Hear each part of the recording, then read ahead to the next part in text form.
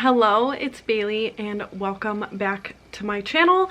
I thought it was about time I talked about some of the books I read in the last quarter of 2023. I did kind of ghost talking about the books I was reading at the end of the year. I put a pause on Jokes on Me to redo the board and continue with the season 2. I'll be starting early February, but you probably won't be seeing an episode till a couple weeks after that once I finish an episode. And then I just wasn't vlogging and I filmed no wrap-ups, so I wasn't reading that much, but I do want this video to exist just to look back on when I actually read these books.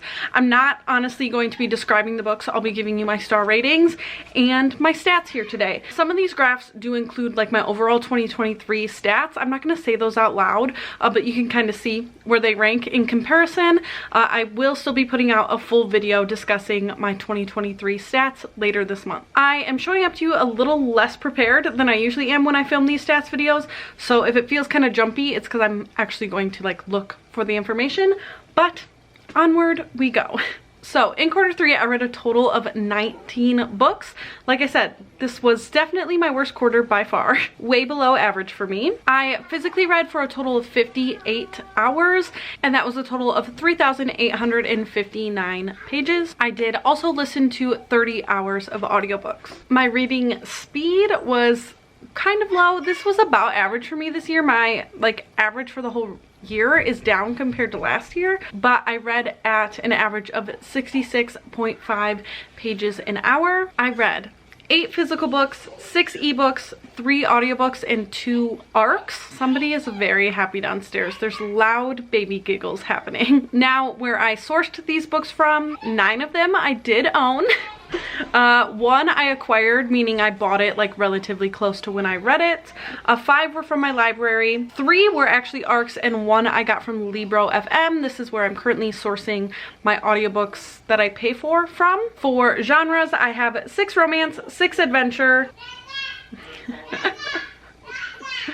2 sci-fi, 1 fantasy, 1 mystery, 1 nonfiction, 1 historical, and 1 horror. So mostly romance and adventure, and then some other, you know, dibble-dabbling into other genres here. 12 of them were adult, 6 were children's, and I had 1 YA. 8 of these things were published before 2010. I had none from 2010 to 2019.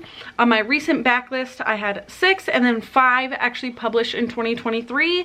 It was a concept that I thought I was going to be reading the 2023 Goodreads Choice Romance category, and I was not reading enough at the time to fulfill that, so whoops, that never happened.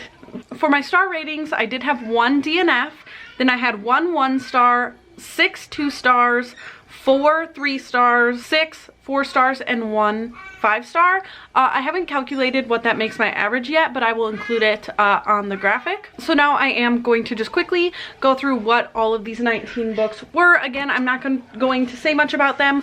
I'm just gonna let you know what they were. So the DNF was The Last Party by Claire Mackintosh. My 1-star was actually the book that I chose for the Shelf This Book Club, so that's embarrassing, but it was Dance Upon the Air by Nora Roberts. I had 2 Magic Tree House books that were 2 stars, but the other 2-star books were The Hacienda by Isabel Cañas. I read this for my in-person book club. Also, The Do-Over by Suzanne Park, and I'm sorry, Assassin's Apprentice by Robin Hobb. And my last 2-star was Wreck the Halls by Tessa Bailey. I had 3 Magic Tree House books that were 3 stars. My other 3 stars were What the Dead Know by Barbara Butcher. We read this for the Magic Tree House read along. We read a nonfiction every other month, and this was an interesting one, but like not a standout by any means. I had fun reading it. And that was my only other 3 stars. So getting into my 4 stars, I had 1 4-star Magic Tree House. Then I also had Things We Never Got Over by Lucy Score. We'll see if I end up reading the second book during Squash That Series. I'm unsure yet.